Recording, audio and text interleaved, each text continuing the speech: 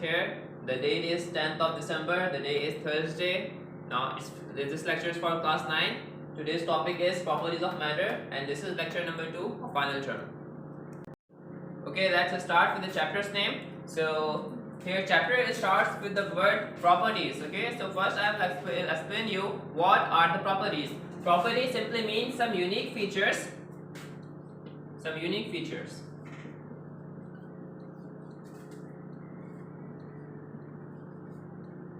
Okay, some unique features of a body. For example, if we talk about this whiteboard here, what are its unique features? That it's smooth and plain, it's clean, it has large area. So these are the properties of this whiteboard. Okay, this is property. For this property, it simply means some unique features associated with a body. Now, if we talk about matter, what actually is matter? It simply means when something has a certain weight and occupy space. Okay, it simply means if a body have a certain weight or it has a defined space. For example, this board marker here, okay, it has certain weight, and when it is placed at any surface, it's gathering a certain space here. Okay, so this is a matter. And what is not a matter? Energy, flame, electricity, these things are not matter. Why? Because they do not have any weight, they neither occupy any space. Alright, so everything here, almost everything here is matter. This whiteboard here, these walls here, the light, my wristwatch, my hand, this everything here is matter. Okay, and what actually is not matter? The energy, every sort of energy is not considered as a matter. Okay, so let's recall it again. Water properties, unique features associated to a body. Unique feature means the surface area of this whiteboard, it's clean and smooth. These are its properties. Okay, and what is matter? Anything that has certain weight and occupied space, that is matter. Okay, now in this chapter, the very first property of matter discussed here in your book is elasticity. So now I am proceeding to the next lecture, to the next topic. Okay, so the very first property here mentioned in your book is elasticity. Okay, that is the property of a matter. Okay, I have mentioned you earlier that what actually is property. It simply means some unique features associated to a body. So elasticity is the property of a matter. What actually is elasticity? So I'm writing it here. What is elasticity? The property, it's property of matter. Okay, the property of a body to regain its original shape after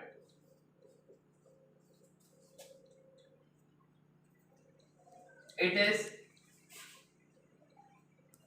disturbed or perturbed. Perturbed is better word here.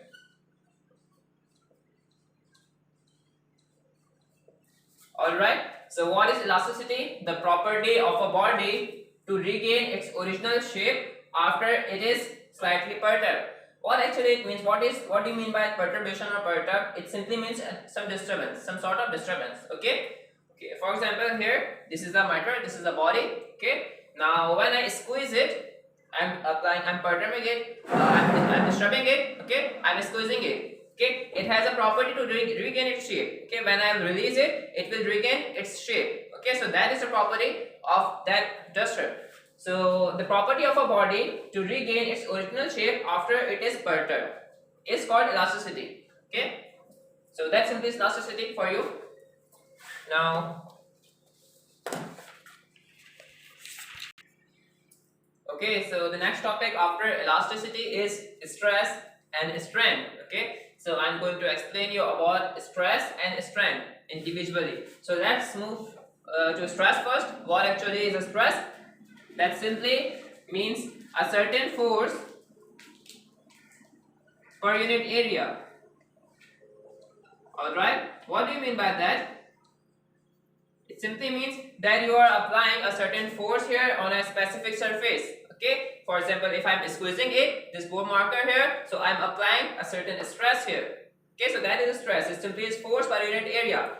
And then strain, is simply deformation. What do you mean by deformation? Okay, let's consider this duster again. I'm applying here a certain stress and it is deforming, it's changing its shape. Okay, so that is deformation. After application of certain stress, it is deformed. Okay, here that is deformation is a strain. Okay, the more we apply stress, the more it is deformed, the more will be the strain. Okay, so there is a link in between then stress and strain, and that link can be written as stress is directly proportional to strain. That simply means when there is a greater stress, we have a greater strain. Okay, so now the formula for stress here is stress is equal to force per unit area. As I have mentioned earlier, that stress is nothing but force per unit specific area. So here we will write it in mathematical form as stress equals F upon A. F means force and A means certain area. Okay, now I'm moving to strain.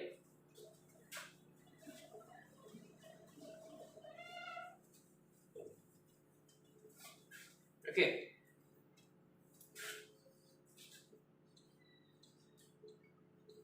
there are three types of strain, of which just two are mentioned in your book. Okay, but I'm mentioning here all three. Number one is longitudinal strain. Number two, aerial strain.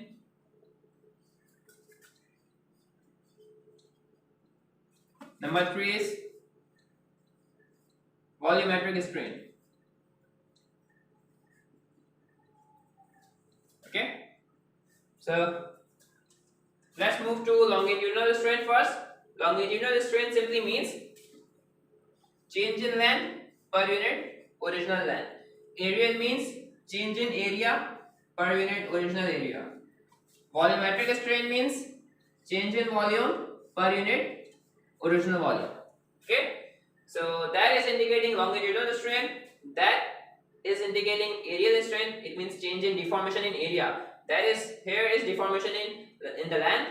Here in the second type there is deformation in area, and in the third type there is deformation in volume. Okay, so these are the three types of strain, and they all three have different formula here.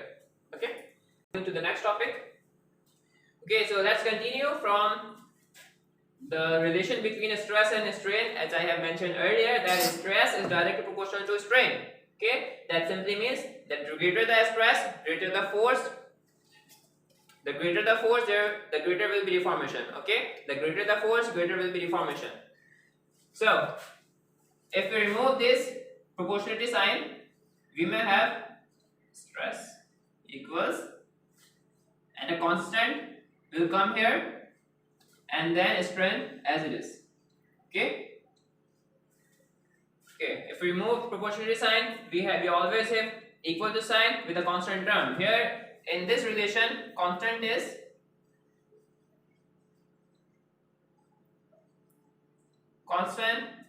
is called Young's modulus. Okay, and it is symbolized as capital Y. So if we put Y in place of constant here, this equation now can be written as stress is equals to Y times strain. Okay, and if you are interested in finding the expression for Y, so Y will simply be equal to, I'm moving this strain, here it's multiplying, when it will move to the left side, it will divide with the stress. So the expression, final expression for Y will be stress over strain. Okay, so that is Young's modulus.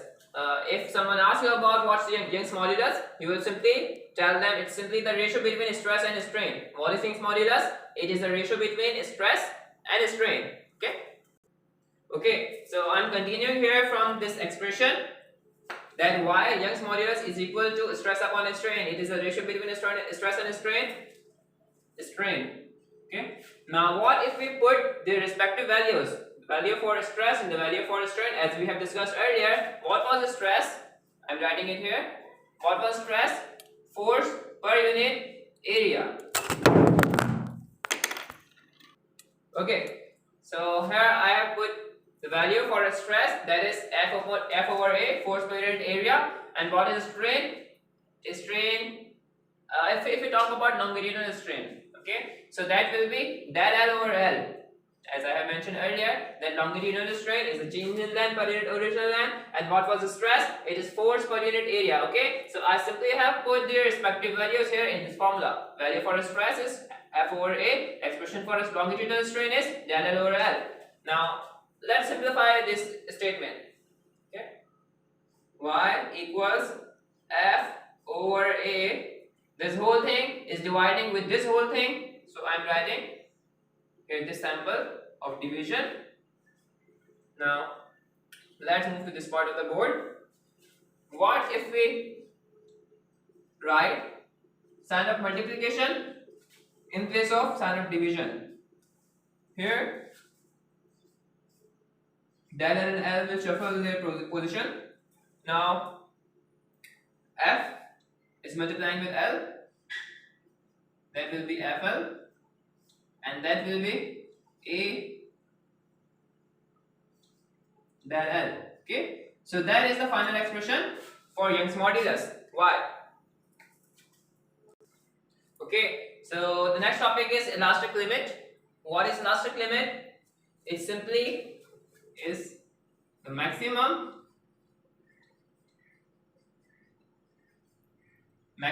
stress after which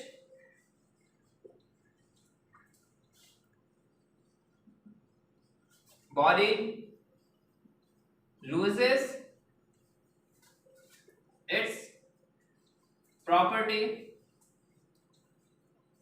of elasticity.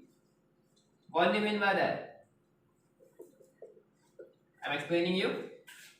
Okay, the maximum stress after which body loses its property of elasticity. For example, here this is a material, this is a body. Now if I apply certain stress here, it will stretch, okay, but it has a certain limit after which it will not regain its shape. Okay, if I apply stress beyond its limit, it will break apart and it will not obey the property of elasticity. Okay, so what is elastic limit? That is the maximum stress after which body loses its property of elasticity. Okay, and literally after applying the maximum stress, the body will break apart into two or further more pieces, so it will not obey the property of elasticity. Well, so our next topic is Hooke's law applied to a helical spring. Okay, so that word helical may sound new for you. That is nothing but the name of a shape. It means a helix. A helix is a shape of spiral symmetry, something like this. Okay, if something is like this in a spiral shape, that is a helix. Okay, for example, a DNA is of helix shape. Okay, so anything that is of a spring shape, so that is a helix. This is the shape for helix. So here we are discussing about a helical spring. I'm mentioning it here. There is a spring, and there I have attached a block of mass m here. Now what? Okay, this surface is rigid. It means it's fixed here. Now what if I apply certain stress here? Okay, what if I bend it? This spring. What will happen? It will eventually squeeze.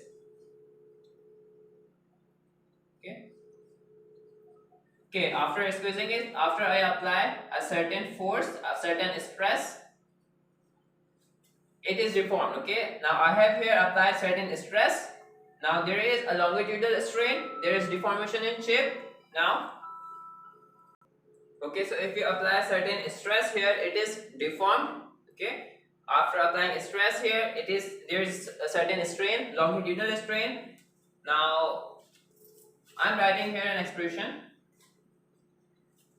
that greater the force, the greater will be displacement from the mean position. It simply means the more I exert force here, the more I exert stress here, the more it is displaced from its mean position. Okay, this is its mean position. The more I apply stress here, the more it is displaced away from its mean position. Okay, either on the left side or either it is stretched to the right side. Okay, so here this relation shows us that the greater there is the force of a stress, the greater will be the displacement away from mean position. That minus sign indicates that the motion is away from mean position. Okay, it doesn't matter in what direction we apply force here. If I stretch it, it will move away from its mean position to the right side. If I squeeze it, it will move away from its mean position to the left side. Okay, it doesn't matter. It will always move. It will always move opposite to its mean position, away from its mean position. So this minus sign indicates that this body is moving away from its original mean position. Okay. Now let's proceed this Hooke's law. We already know that if we eliminate this sign of proportionality here, we will get equal to sign and a constant here. Okay. Now here in this case, what is a constant? Here, constant term is k. We write k here as a constant. So after putting k in place of constant, we will get F equals minus kx. Okay. So that is the final expression for force that is exerted on this block of mass m. So when force is exerted, it is displaced x times. Okay, so x that x represents how much it is displaced away from its mean position. So that is the final expression for force, and that law, that link, that relation indicates Hooke's law applied to a helical spring. So that is its expression, and that is the mathematical form of that final force. So here the statement for this law should be, so the statement for that Hooke's law applied to a helical spring is tension is directly proportional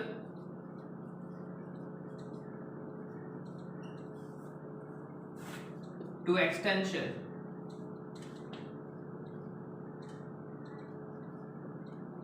Okay, so ये नहीं बनी शायद video बंद था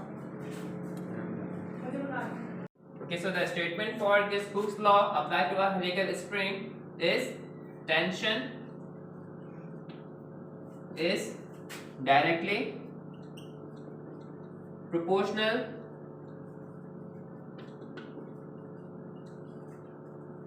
to extension. Okay, here extension is x, so it is displacement. It simply means that how much away the body of mass m moved away from its mean position. Okay, so that is extension, that is x, displacement. Here tension is stress, the force which apply to a body, the force which is exerted to a body to stretch it, to move it x times away from its mean position. Okay, so here extension is displacement away from its mean position, and tension is the stress applied force that exerted on the body of mass m. Okay, so that is Hooke's law.